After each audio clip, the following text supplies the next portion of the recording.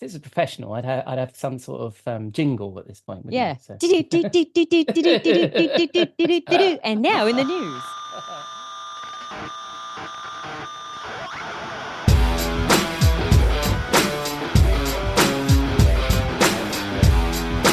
Hello and welcome back to the Rockstar CMO effing marketing podcast. This is episode 226 on Saturday the 20th of July, and we are back after a 1 week break for my vacation. It's great to be back, and I hope you are well and staying as sane as you feel you need to be. I'm your host, Ian Truscott. I'm not a rockstar, but I am a CMO and trusted advisor. Come say hello. You can find me and my guests on rockstarcmo.com and Rockstar CMO on LinkedIn. Let me know you're a listener. I'd love to connect. This week, we're introducing a new regular monthly slot that we are calling Cathy on Content with my chum, Cathy McKnight, Chief Problem Solver at the Content Advisory. More on that in a moment. And sticking with the Content Advisory, we'll wind down the week with my chum, Robert Rose, in the Rockstar CMO virtual bar as he shares a cocktail and a marketing thought. But first, we need to pay the bar tab. I'll be back in a moment. We'll be right back. We'll be right back. My dad works in B2B marketing, but I never really knew what that meant. Then one day my dad came by my school for career day and told everyone in my class he was a big ROAS man. Then he just kept saying things like, the bigger the ROAS, the better, over and over. My friends still laugh at me to this day. I think it means calculating a return on ad spend. One thing's for sure, I'll be known as the ROAS man's kid for the rest of my days. Why couldn't you just be a fireman or a lawyer? Why? You ruined my life, Dad. Not everyone gets B2B, but LinkedIn has the people who do. And with ads on LinkedIn, you'll be able to reach people based on job title, industry, likelihood to buy, and more. Start converting your B2B audience into high-quality leads today. We'll even give you a $100 credit on your next ad campaign. Go to linkedin.com/MPN to claim your credit. That's linkedin.com/MPN. Terms and conditions apply. LinkedIn, the place to be, to be. You may know you're listening to this show along the Marketing Podcast Network, but did you know there are other great shows on MPN to help your business? Robbie Samuels hosts the On the Schmooze podcast. Robbie, tell listeners what to expect from the show. Since 2015, I've interviewed entrepreneurs who overcame challenges to achieve success in their field or industry. Tune in to On the Schmooze to listen as I ask deep questions to elicit untold stories about leadership and networking. And where can people subscribe? Find the show at ontheschmooze.com or on marketingpodcast.net, or just search for it wherever you get your podcasts. You heard them. Go subscribe.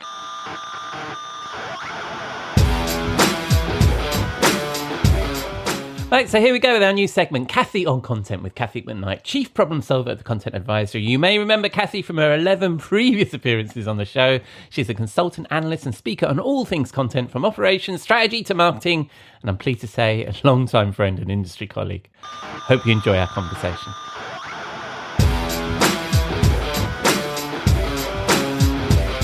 Welcome, Cathy, to Rockstar CMO FM, or I should say welcome back. I think it's your 12th time on the show, so welcome to you. Well, thank you very much, Ian. Thank you for having me. Oh, you're very welcome. And it's about, what is it, our fourth time of trying to record this with various issues the pair of us have been having. So yes, the world is against us. I appreciate your patience. So listeners, if we sound a little bit tired of all this, it's not you, it's the tech that's the problem, right? So and then what we're doing here, and let me get my enthusiasm back up again after the tech has worn us down, is we're going to create Cathy, you've agreed to do a monthly regular slot on the show, so you're going to hear a lot more from Cathy, and we're going to call that Cathy on Content. How'd you like that, Cathy? Love the alliteration. Always down for some good alliteration. Splendid. Now, if the listener hasn't heard the 12 times the 11 other times you've been on the show, give us a little summary of yourself, please. So I am the Chief Problem Solver and Lead Analyst with the Content Advisory. I work with the illustrious Robert Rose, who you hear his dulcet tones every episode with Ian. And we work with clients large and small on solving their content-related problems, whether it's, roadmap, strategy, fractional, filling in for knowledge gaps and leadership gaps in the content space, and love what we do. I can't think of a better job for me. So Neither can I. And if anybody, there'll be a bit of banter probably about how organized you are, Cathy, in all of this, because that is your thing, isn't it? Process and organization. It is, yes. And home improvements, but I don't know whether we're going to get onto home improvements today. But anyway, recently, let me explain a little bit about what we're going to do. So we're going to do a little touch on the news, a couple of stories that both of us have seen around the content management space. Then we're going to pick a topic of the month, and this month we're going to talk about enabling business users and whether that's just a bunch of vendor bullshit these days, or whether that's a real thing. And then we're going to talk about what's coming up predominantly for you, Cathy, because you've got things coming up and I don't quite. So that's going to be the structure of this little slot. So if we kick off with the news, I should have like if it's a professional, I'd have some sort of jingle at this point. Yeah. So. And now in the news. All right, but we're going to start off simply with a what's the baseball analogy when you throw a slow ball that somebody can really easily hit, or is that a cricket analogy? Anyway, so something nice and gentle. A lob ball? A lob ball. Underhanded pitch, yes. Yeah. So we'll start with one of those. And you and I were together recently in London because you were here for the Henry Stewart event. How was that? So it was amazing to, get across the pond and see some of my favorite people on that side. So saw you, including you. That included you. Saw some of my very near and dear industry friends, which is always great to catch up and hear what they're up to and where they're at, because of course there's always lots of movement within the vendor space, one to another, and there's been some movement. So it was great to catch up with those and hear about what people are doing with digital assets these days. I've always been a huge proponent that digital asset management systems are undervalued and appreciated from what they do and can do for an organization, particularly in our customer centricity driven world. And it's really nice to see some people doing some very cool things with it. And the vendors from a DAM space are starting to see more interest and more extensive use cases beyond just somewhere to put their assets. Yeah. And you were presenting with one of your clients, weren't you? I mean, I only came for the social, so I didn't come for the whole thing. But how did that go? How did your presentation go? Yeah, so I am doing some extensive work with Hilton. They are implementing or have implemented a content orchestration practice. So helping them with that, been working with them off and on for the last 8 years. So it was great to get up on stage with Gordon McKee, who is one of the leads within the content space for Hilton. And it was really fun. We talked about the changes, the new brand for the stay, and the impact from a personalization and digital asset management component and how they made the shift. So it was nice to share some of the amazing work that they've done. Yeah. Was it Hilton that you did the webinar with recently as well? So Liana, Liana Kav was part of our TCA monthly webinar, and we talked about the content orchestration practice and the work that we've done to set that up. Yeah, I'll include a link to that in the show notes, because I think that's really interesting when you think about that digital asset management use case.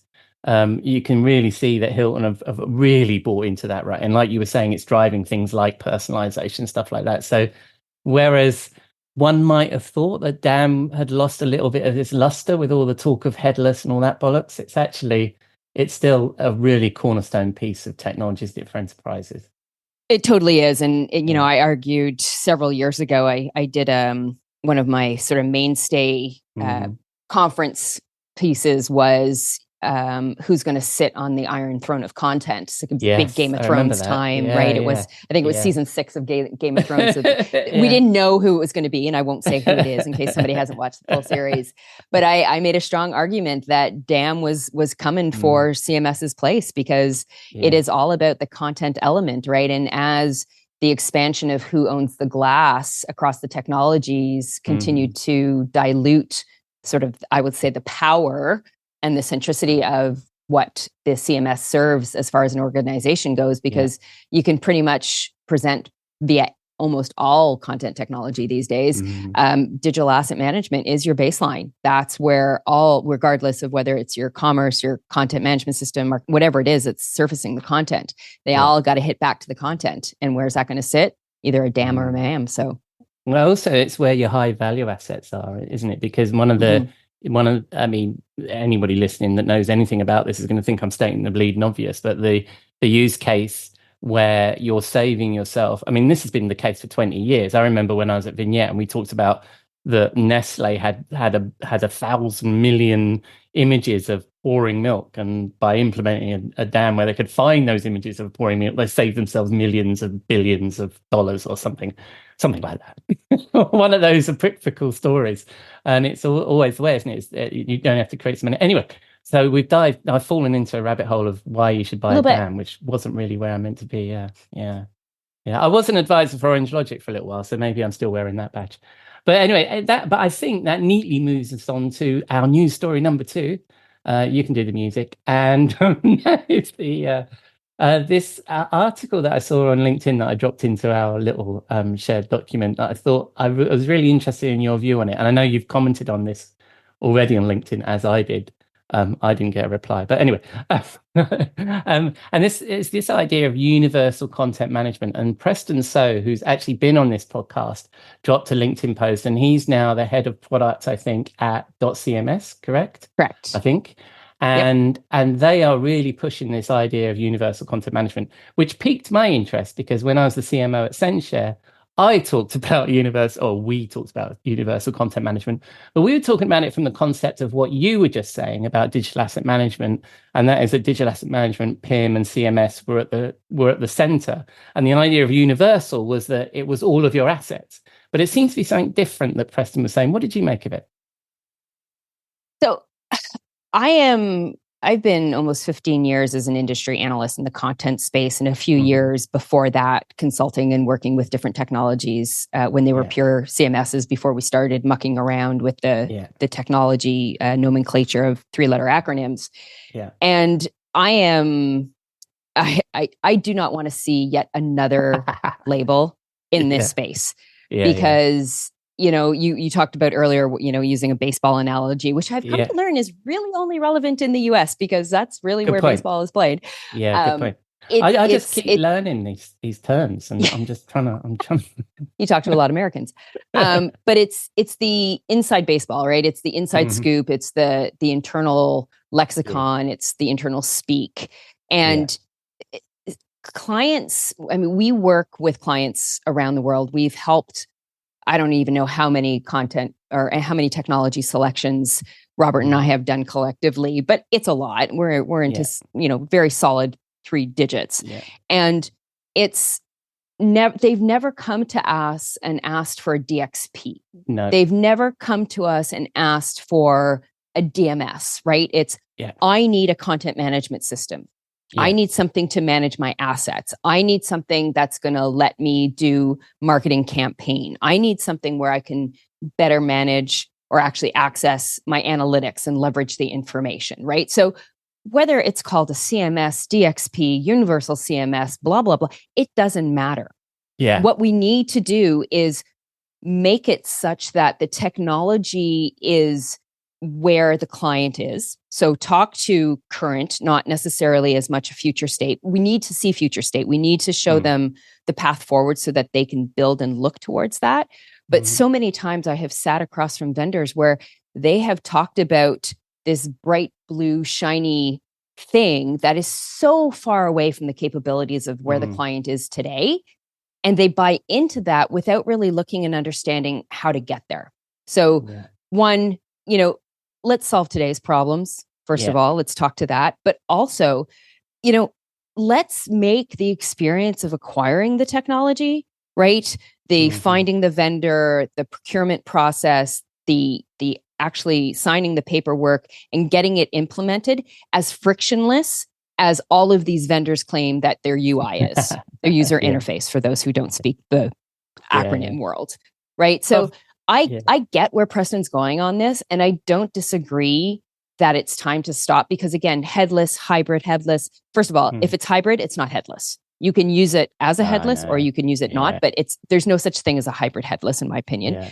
So let's just stop with the crap and the terminology, and let's just talk about what it is and what it suits. Because there's not, as I've always said to vendors, which it isn't always taken very well, and to clients alike, there is not one single solution that is best for any client or company, let alone all companies. Yeah. There's give and take in whichever solution you pick. There's always that, right? There's always an opportunity cost.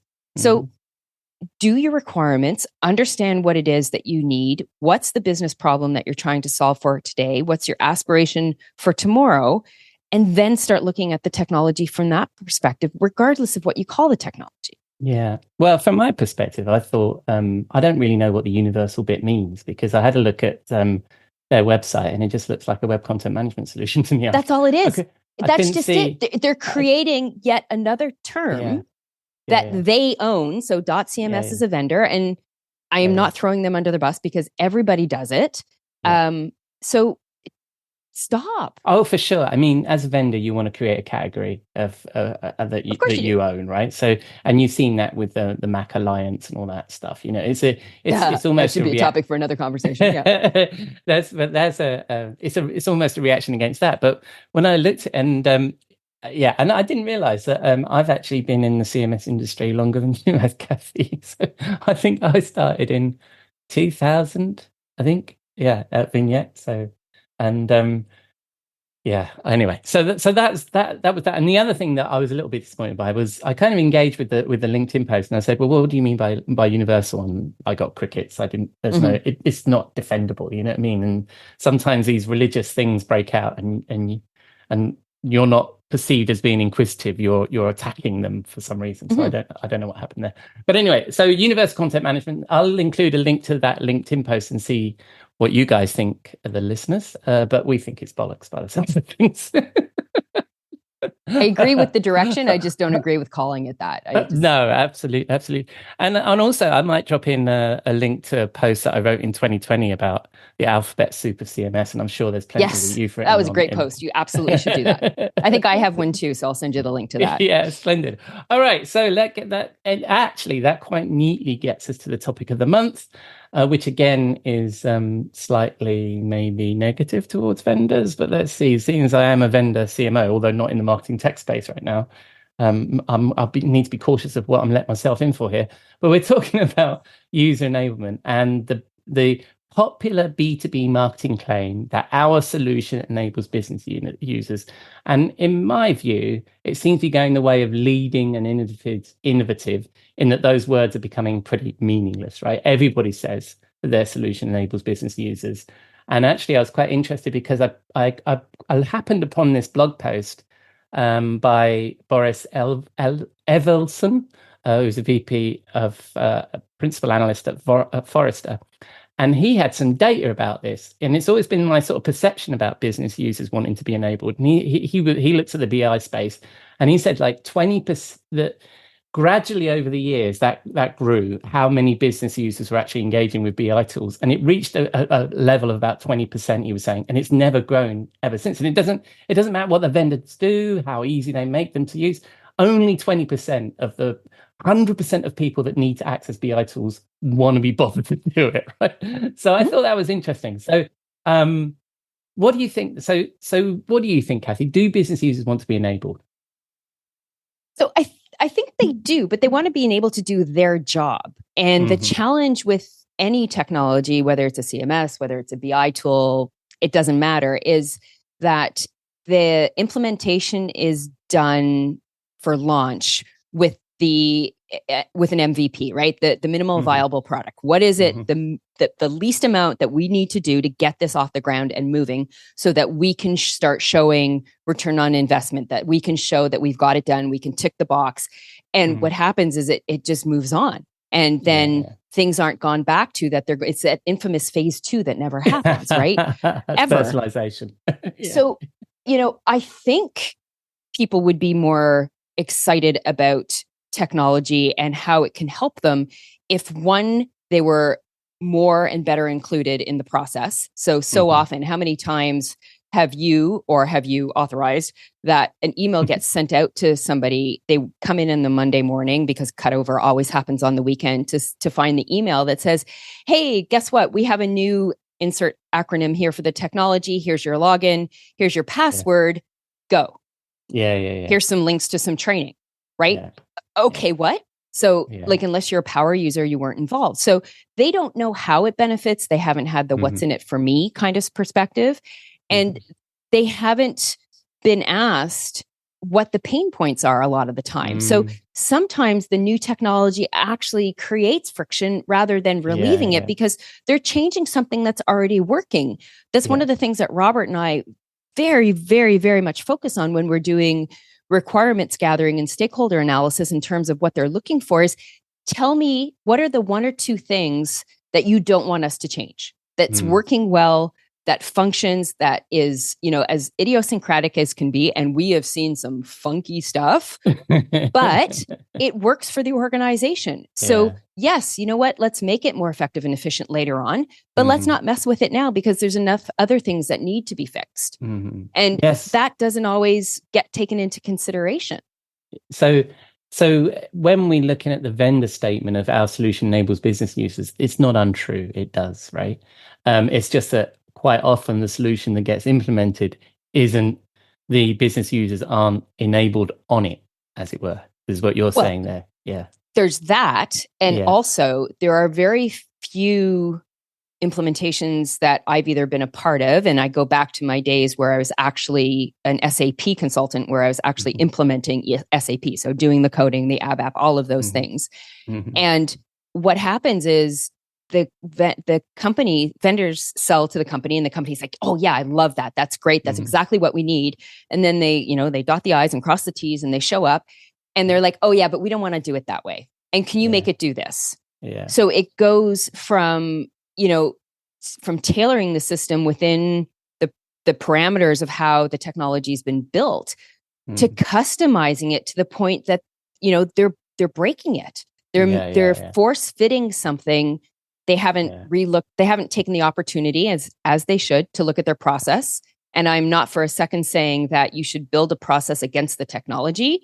You should build your ideal process and then map the technology in, right? Because the process is going to change. So that the technology needs to be able to be fluid enough and amenable, but you also should be taking lessons learned. Vendors don't build technology to be inefficient, ineffective, and kludgy on purpose. Sometimes that happens, but it's it's done with intent. So listen to them, right? And if you can't do what they're saying is the best practice, maybe that's not the right technology for you. So, the adoption, the increase of use, the ease of use, the efficiency of it, and whatnot has to be thought of and prepped for before anybody even starts like pressing install. Yeah. And to that point about the configurability, I was working for a company where they'd managed to implement WordPress in such a way that it was actually fucking impossible to use. Right? And it's WordPress. And I looked at this thing and it was just like, what the fuck have you done? So and also I was on LinkedIn, a former sales colleague of mine shared, you can do the same thing with Salesforce. You just, if you, like you were saying, if you customize and customize and customize it, yes, absolutely, the thing's got to fit your process. But if you try and include every edge case, you actually make the tool impossible to use. And you also give yourself a lot of lock-in as well, because you'll never be able to move off onto another CRM, for example, out of Salesforce, because it's not going to be, you're going to have to customize that as well, right? So and it's super expensive. And by the way, your dev team now is holding you hostage because they're going to come up and say, hey, I've been offered this job, if it's a Salesforce person somewhere else, and you can't afford to lose them. So, this is one of the reasons why salaries have gone through the roof, particularly. I mean, it's still amazing that Java developers are still so in demand because they learn Java a certain way, right? So if you're an Adobe Java developer, you're kind of like, there was such a high demand because it was a very sort of specific kind of coding. And from that perspective, it just doesn't make sense. I mean, we have a client that's using ServiceNow as their CMS. Wow. I mean, ServiceNow is brilliant. It's not a CMS. I don't feel so bad about using WordPress now. Although I must admit, I'm experimenting with HubSpot, building pages and a small website in HubSpot.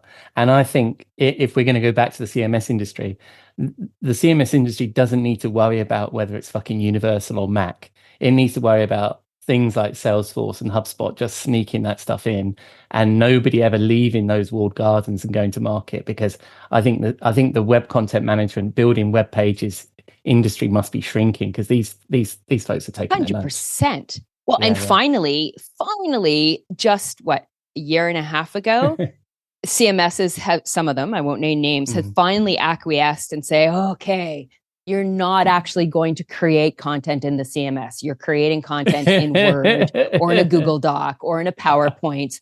So we're going to actually make it such that you can import that, where it strips out all the crap without breaking the system. Because for how long? Oh yeah, and you from ideate. My tag is, I talk to clients about ideation to archive, right? That was something that I came up with, and CMS vendors would like you to believe that ideation is happening. Or can happen or will happen in the CMS.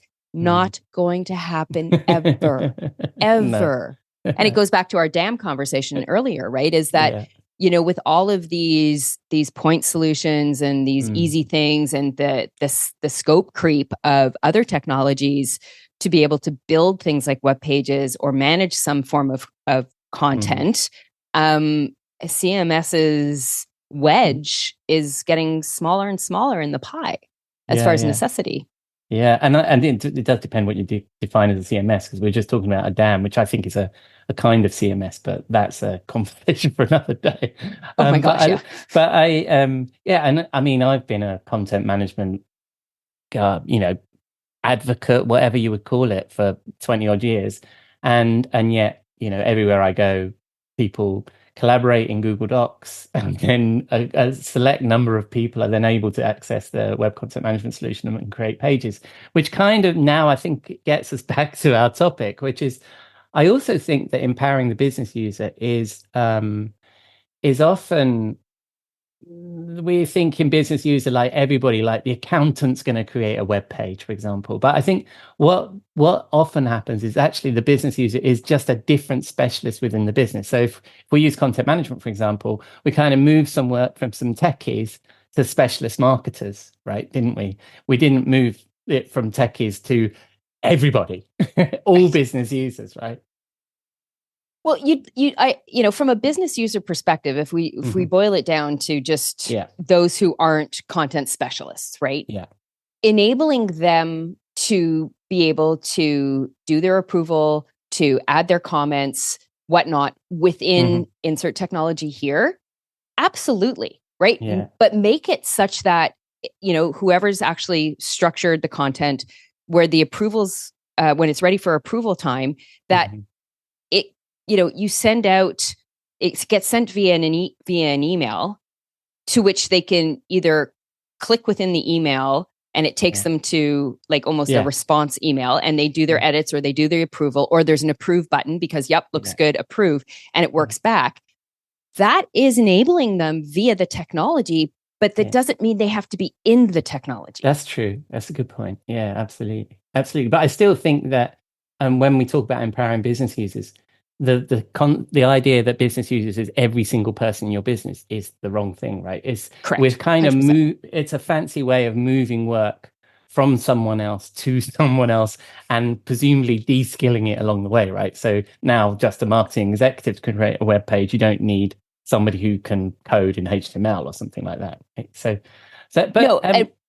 We're talking about just another point on that from a content management perspective. Yes, it's not going to be everybody across the board, but to your earlier point regarding the Forrester piece where he was talking about a BI tool, I think getting absolutely everybody from the person manning the front desk, who is a very important role within the organization, all the way up to the highest paid person, getting them in and understanding how to use a BI tool, what they can get out of it, how to drill in, because understanding how the business works, the data, the analysis, and being able to say, hey, this is showing me this.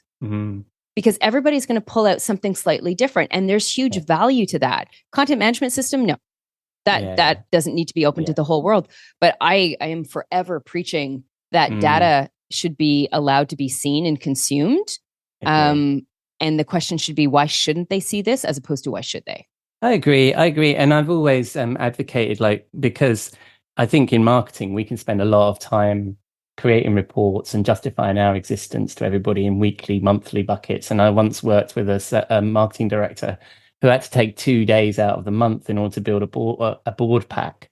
And you're like, that's ridiculous. We must be able to automate this in some way. So I'm all in favor of that. The only caveat I would say to that is a little bit of a twist or a little turn in our conversation is, sometimes I think some of the data needs a story behind it. So I think you need that capacity to say, like, for example, a small example is the startup that I'm working with, we announced investment. So therefore, all of our engagement things are off the chart because, people have picked up this story. And so if I'm going to talk about month-on-month growth of web visits or brand engagement or share of voice, that month is brilliant, right? Mm-hmm. But I need to, but if I then report the following month or the following quarter and say, oh, we're down on last quarter, you need to know that story. What happened in that period of time? So, but I do agree with you. I mean, I don't know why I've gone down this rabbit hole, but absolutely, access to data is important. Yes. So using that BI example, and we were sort of a bit talking about CMS there, and we've established that not everybody needs access to CMS, and it's just because it's technology we're pretty familiar with. I guess we use that as an example. But in that BI example, and in some of the experience that you've had, how does one actually encourage adoption?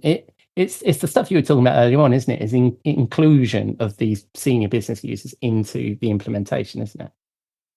Yeah, so I think there's a few things. One is understanding the WIFM, what's in it for me, for each of the user groups. It is not a blanket. Certainly, you want to make them understand why this is a good thing for the organization, because I think there's one thing where we've moved away from and needs to be reintegrated into the employee communications is as important and critical as a role that they play, regardless of what part of the business they're in. We are all working towards a single goal, which is the success and profitability of an organization. And that looks different for every type of organization across different industries. But being able to boil it up to what the individual rationale and why it's good for them and how that benefits them being able to contribute to the success of the organization is one. So I think there's a communication thing there. I think it's about enabling through training and support. And having different means of training. So it's not just the recorded webinar, that there is some form of learning management system that offers it up, either whether it's video-based, whether it's slide-based, some hands-on, in-person. There are still a lot of people that are petrified of technology. It doesn't matter what age group, right? You put them into a business environment and they get it's new system and it's their brains just don't work that way. So having the multifaceted approach to that, clear guidelines and governance. This is what it's for. This is how you use it. What your permissions are, how you go about it, that kind of thing. Making sure that it is an ongoing conversation for feedback. That fine, you go out and ask the stakeholders at the beginning before you select the technology. But keep asking them, how's it working? What else do you see? And for technologies like Slack and I think that's one of the best ones, SharePoint is another one where it's user-based development. So, I mean, SharePoint was never built to be a content management system, yet how many intranets in the world are still, because it was free, right? It came, and I'm putting air quotes here for those of you, because you can't see me. So they made it work. So getting that feedback, so it behooves the vendor to stay engaged after the fact, because so often, again, they sell the product, it goes over to their partner to implement.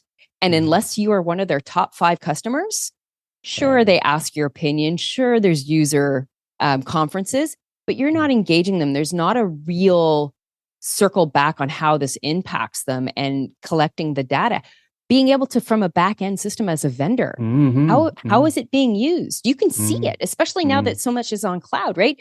You can see that this company bought, 100 licenses and only 33 of them are being used. If I'm the CEO of that company, that's my top priority. And that's what I was going to ask next is what role do vendors play in adoption because of that? Because it's a key factor in churn, right? Because whilst And I have worked in an organization where they were actually scared to point that out to the customer in case they said, "Oh yeah, you're right, we only need 30 licenses," and then they would lose 70 licenses, rather than work on the positive side of it, which is like, how do we get these other 70 people enabled and using the product? So do you see vendors having a role in adoption and in supporting that sort of side of the project?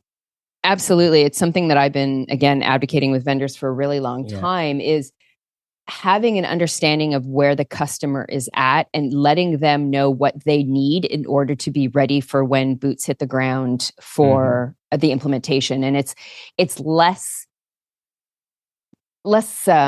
onerous now. When it used to be on-prem, there was a whole bunch of, so many times I would get calls after helping vendors or helping customers choose technology, and the vendor and the partner would show up, and then I'd get a panic call from the client because I'm no longer involved. I take them up to the signing of the contract, and I would give them like, here's the outline of what you want to be looking for from a POC, and here are the things that I know you're going to need to have ready.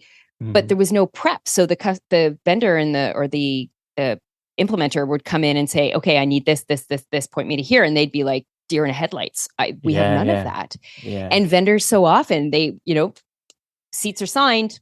It's all on the implementation partner, which doesn't make sense from my mentality, because you know what? If anybody gets blamed for a failed implementation, even when the vendor has not spoken to the client since the contract was signed, it's the vendor. It's not the implementation partner, because the implementation partner is saying, oh, well, that's the vendor thing. That's a technology thing.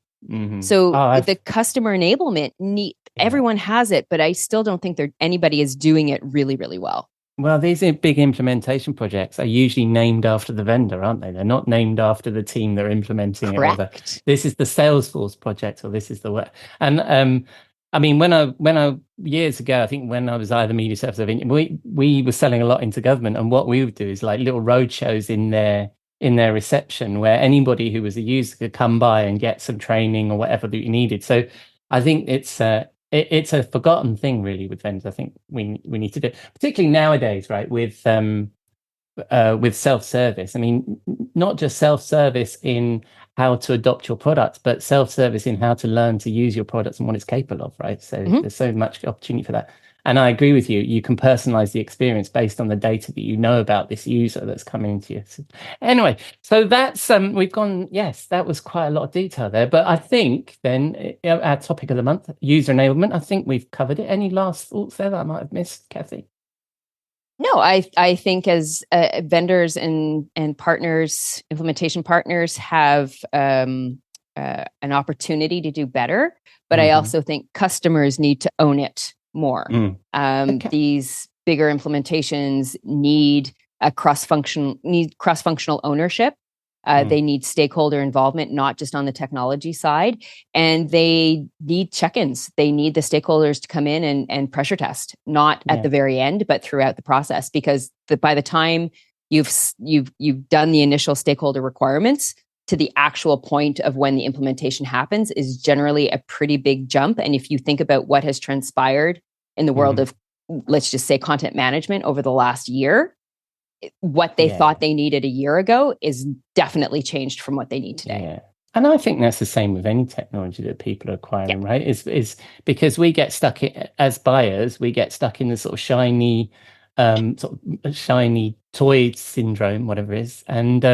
And we see all these things, and the vendor shows us personalization and this and this. And we think, oh, yes. And then actually we need to actually think back to what our requirements were and then revisit, like you said. Yes, perfect. Thank you very much, Cathy. That was a very good conversation. So that was user enablement. So now on to our third section, again, missing some music. What's coming up for you, Cathy? So Robert and I have our next webinar coming up on August 15th called Breaking Up With Your Website, Content Modeling for Amazing Customer Experiences. So actually it aligns kind of with what we were talking about earlier with, how content is structured and where it should sit, et cetera, et cetera. So that'll be a good one. And then my podcast, which is Uncharted Journeys, I took July as a hiatus, just taking a reset and getting some new interviews queued up, but that will hit back on the airwaves on August 3rd. And we'll continue weekly after that. And I drop on Tuesdays. So would love to see you over there. Yeah, well, a couple of things on both of those things. So the TCI webinar series, that's a monthly series that you do on your website, which is contentadvisory.net. And Uncharted Journeys is just a lovely podcast. You talk to successful women about their journey to being the successes they are, and you tend to focus, well, you do focus on women because they're uncharted journeys. I'm getting a bit lost here, but yes, it's a lovely podcast. I listen to it and recommend it to everybody. So I'll include a link to that in the show notes. And it sounds like, Cathy, I'm going to be seeing you next month then. Do you like this? Yes. This is amazing. I love it. I can't wait to see what the next topic is. And as we had to shift to Zoom, I've got absolutely no idea how long we've been talking, because normally I'm a little counter in Squadcast, but it's let me down today. So I look forward to speaking to you in a month, Cathy, and we'll talk about the topic then, and I'll see you there. Excellent. Thanks, Ian. Cheers, Cathy. Bye-bye.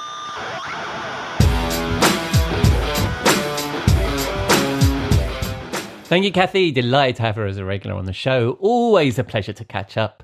Please let us know what you think of this new segment and the topics we discussed. I'm really looking forward to seeing how we develop this segment. And of course, all of Cathy's links are in the show notes at rockstarcmo.com. And don't worry, Jeff fans, he'll be back on August the 3rd. Right, keeping it in the Content Advisory family, it's time to retire to the Rockstar CMO virtual bar for a cocktail and a chat with their chief troublemaker and my chum, Robert Rose.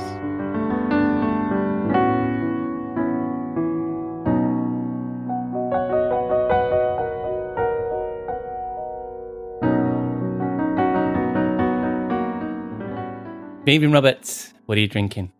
Oh, hello, my friend, and welcome to the bar. It's hot here. Yes. I don't know if it's hot there where you are in your virtual bar. It is hot here too. Yeah. Is that true? Is that so? It's probably what, in the 20 degrees Celsius or something. No, today we hit 29 degrees Celsius. So for us, all right, that's pretty fucking hot. That's pretty warm. That's actually pretty warm. Yeah. And I was in Spain last week, so I had a bit more of the heat, but the heat has followed us here. España, sí. España. I want to go to Spain so bad. I haven't been. I've never been. I really want to go. Of all the places in Europe that I've been, I've been in just about every country in Europe except Spain. So it's pretty it's pretty remarkable actually that I've never been there, and it's the one place that I've really wanted to go. Right? There are let's just put it this way: there are countries in Europe that I can skip for sure that I've been to multiple times, but and then there are countries in Europe that I have not been to that I've meaning Spain for sure. Yeah. Especially with your enjoyment of Mexican and where you are, because when I've been to California, there are sort of hints of Spanish influence around the place, probably via Mexico, right? And so there's tons of Spanish influence. 100%. There's it's not just Mexican influence, it's true Spanish influence. You can see it. Yeah. It's I was hedging. Because there's both. They're very different cultures, or at least have become different cultures. I'm certainly no student of it, but there are lots of influences here, and I really love Spanish architecture and all of that, and I love the food, and so all the things. Yeah, hashtag all the things. But we have. Well, speaking of which, we have a very a Mexican influence. Well, that's true. We're recording a podcast. Drink, for this evening. Which is, I was introduced to. So everybody knows an espresso martini. And so I was introduced over the last weekend to an espresso martini, but made with tequila, which I got to tell you is fantastic. I mean, it's better than the gin or vodka. It's really just absolutely super fantastic. So it's a regular espresso martini like you would make. You've got your espresso, your tequila. You can use a Kahlua or a coffee liqueur if you prefer to sweeten it up or whatever. But then you use, instead of instead of a vodka or something like that, you would use 1 to 2 ounces of tequila. And I particularly recommend a Blanco here, because what you want is sort of that gin or vodka like consistency and clear. And it makes an amazing tequila espresso martini. So it's just fantastic. Nice. Does it have a fancy sort of Mexican sounding name, or is it just a tequila espresso martini? It does not. It is the most Mexican sounding part of it is the tequila part, which is the yes. Otherwise it is tequila espresso martini, right? So I love it. And where would we be enjoying these? I mean, I guess, what is that? That's tequila, which is Mexican, espresso, which is Italian, and martini, which is what, French, I think. So yeah, on the border for sure. Yeah, it could be anywhere. Yeah, true, or English. Yeah, martini. I'm not sure. Yeah. No, I love it. The trouble with espresso martinis, I find you can drink like 8 of them. Well, that's true as well. That's true as well. Yeah. You can definitely pound them down. They're unlike other martinis that you can definitely drink them like an espresso, and all of a sudden you're like, "Whoa, hi! I'm both caffeinated and really high at the moment." So I mean, the kids drink their vodka and Red Bull. What are you thinking? Espresso martinis all the way. So but Red Bull is just a repellent drink. I mean, that's just an awful tasting drink. Yeah, absolutely. So what do we decide? Which of these locations is it going to be? Should we lean towards the Mexican, or should we just go to Spain, which has nothing to do with either of these things? I think sure. Let's go to Spain, right? Let's bring another country into this whole thing.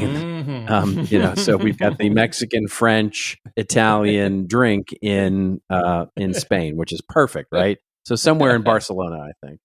Although European. I hear, and you can confirm this, that they're really angry at tourists now in Spain. They shoot them with water guns and stuff because they're like, get out of our country. Yeah, it's it seems to be particularly bad in Barcelona and some of the islands where we were down in Marbella and Estepona. We never saw anything like that. But yeah, I think the trouble with Barcelona, I think it's the same with a lot of cities around the world, is the property is getting too expensive for the locals because of Airbnb, right? So, and that seems to be the crux of it. But yeah, they were rioting and firing water pistols at the tourists sitting having their lunch, which is dreadful. Wow, amazing. Yes. Anyway, that was So we're drinking these espresso martinis in Barcelona while somebody shoots us with water pistols, which in this heat is probably a good idea. And conversation, like it does often turns to marketing. What are we going to talk about this week, Robert? Well, I think what we want to talk a little bit about is SEO. Because it's been about 7 minutes since we've considered it.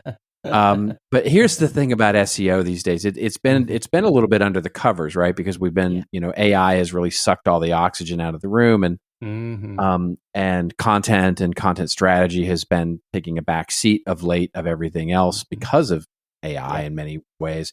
But it's fascinating, so. And we talked about it on this show before, the internal Google documentation that was linked, that was basically talking about giving away the secret ingredients of Google search and all of that. And, we talked about, was it a big thing? Was it a little thing? And there are still, even as we record this, there are still debates going on about whether it's meaningful or whether it's already changed or whether it was anything to begin with.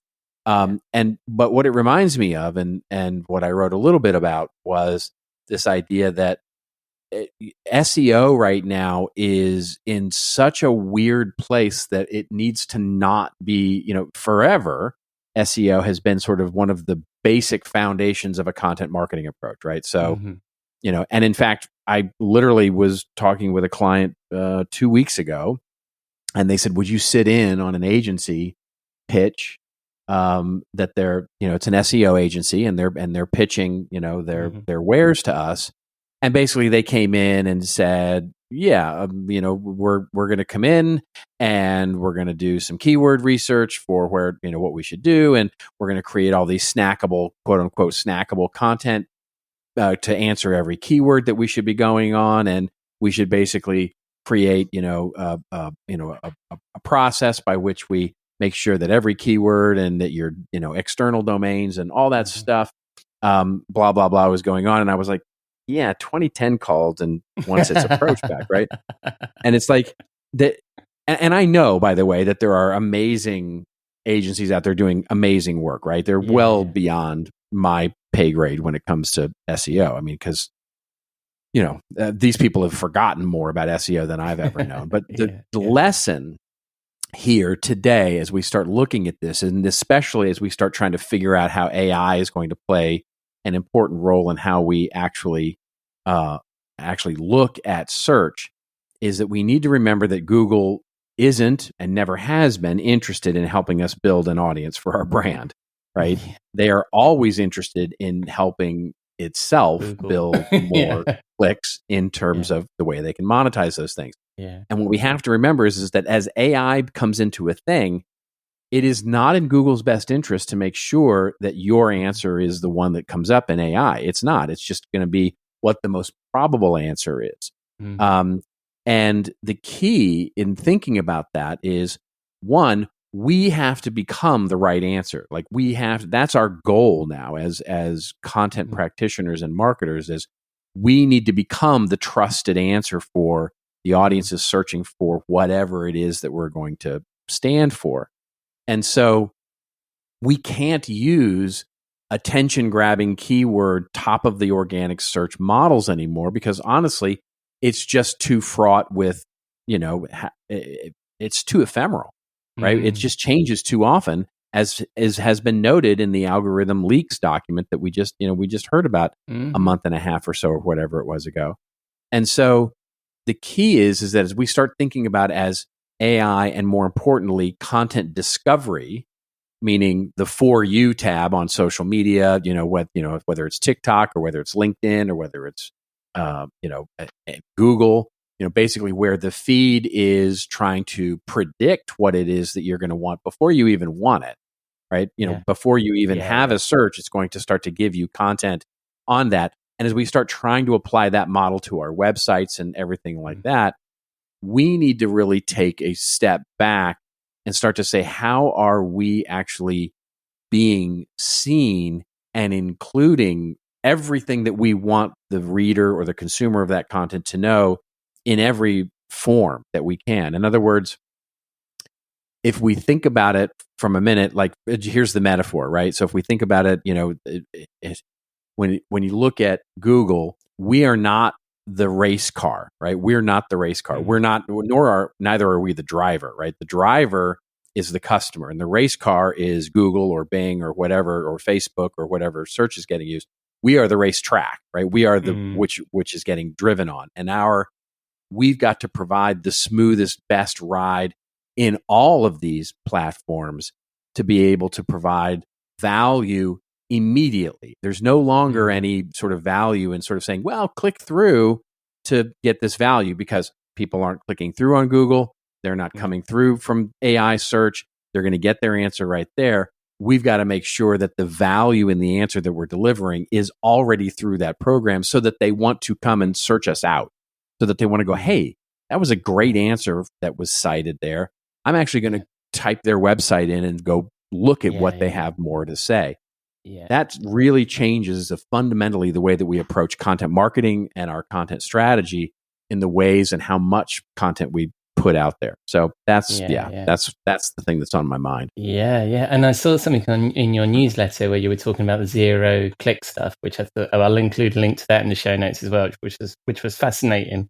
And the thing I think as well is, am I right in thinking this approach that you're thinking about is really about, we're using content to build our brand rather than to educate the user? So that, education will be part of building our brand, but specifically we need more than ever for people to search for us and not search for the category or the problem.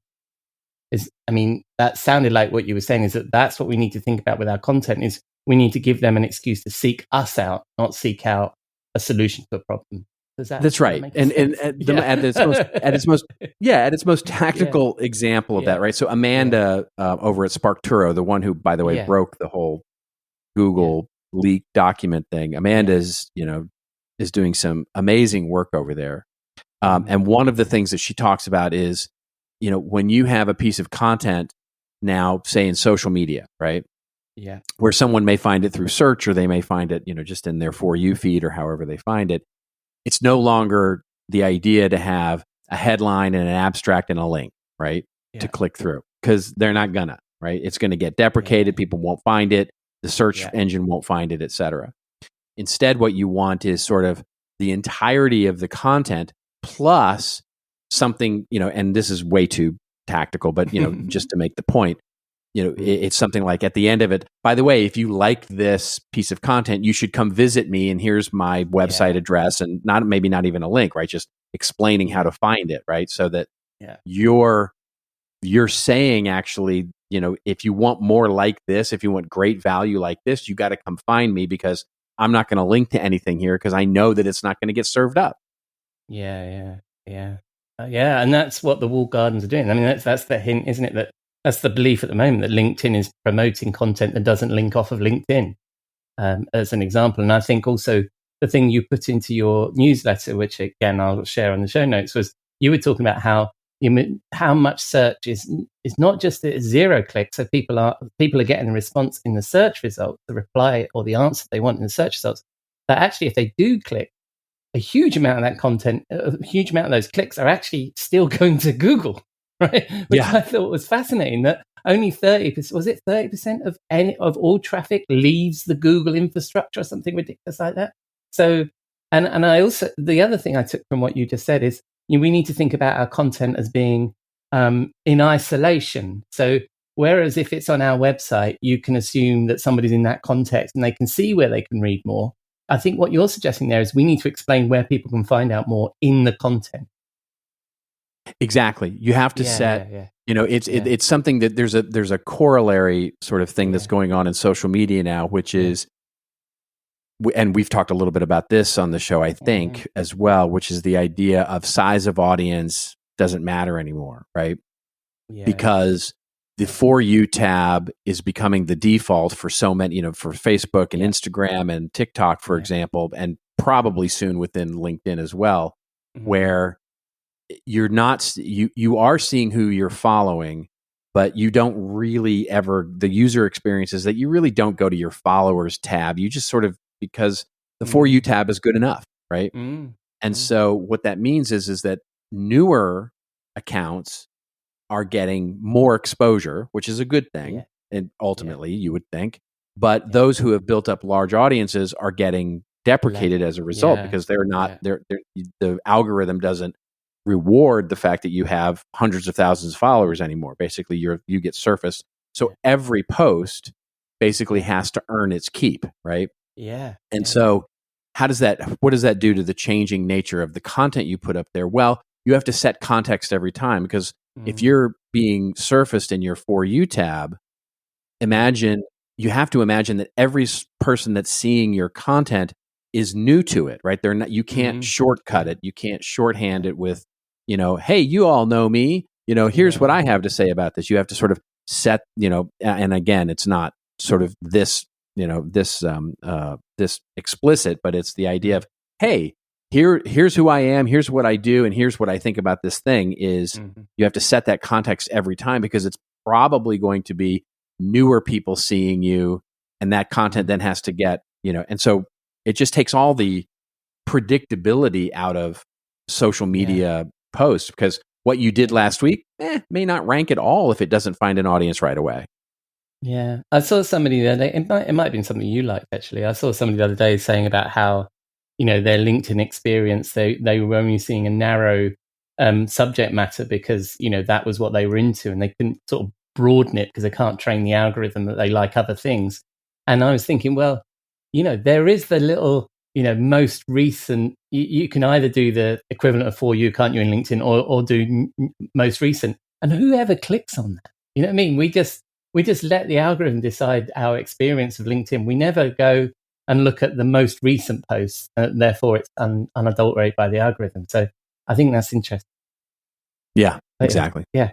All right, mate. Well, that's fascinating. And we had a little break, so I've forgotten what my next thing in the bio is. Oh, yes, sir. And where can we read about things like this?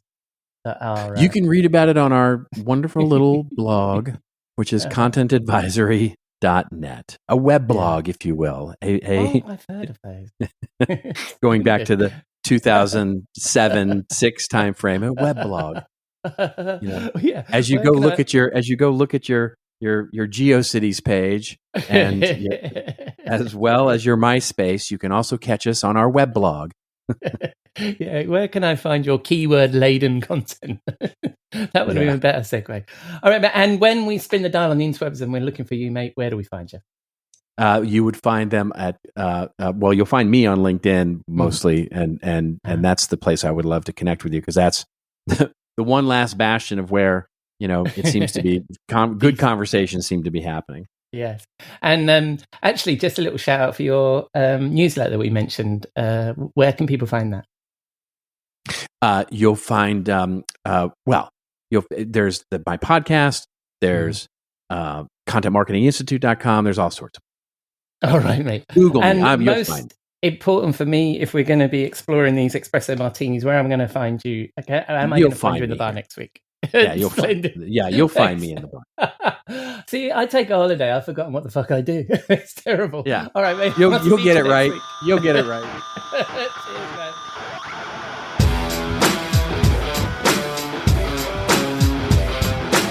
Thank you, Robert. Interesting topic. I will include that analysis that Robert referred to of the Google leak by SparkToro in the show notes. It's fascinating stuff. So that's a wrap on episode 226 of the Rockstar CMO effing marketing podcast. I've been your host, Ian Truscott. You can find links to me, Cathy and Robert, along with all the things we discussed in the show notes on rockstarcmo.com, along with our blog, newsletter, and all of our previous episodes. And thank you for dropping a dime into your podcasting jukebox, selecting our track and jiving along with us. I'd love to hear from you. So please say hello or drop us a rating or review in your favourite podcast app, or just keep listening. I'm glad you're here.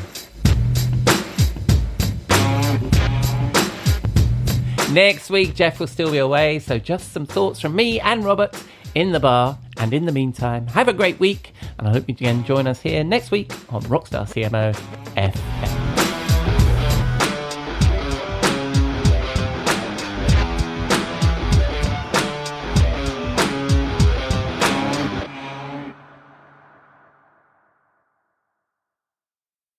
You may know you're listening to this show along the Marketing Podcast Network, but did you know there are other great shows on MPN to help your business? Christy Heiler hosts a fantastic podcast called Own It. Christy, tell us more about the show. Own It is all about celebrating women and non-binary advertising agency owners. We talk about buying out of the boys' club of advertising because less than 1% of ad agencies are owned by women. And where can people subscribe? You can find the podcast at untilyouownit.com. We're also on the Marketing Podcast Network at marketingpodcast.net. And of course, you can subscribe wherever you get your podcasts. You heard her. Go subscribe. This podcast is heard along the Marketing Podcast Network. For more great marketing podcasts, visit marketingpodcasts.net.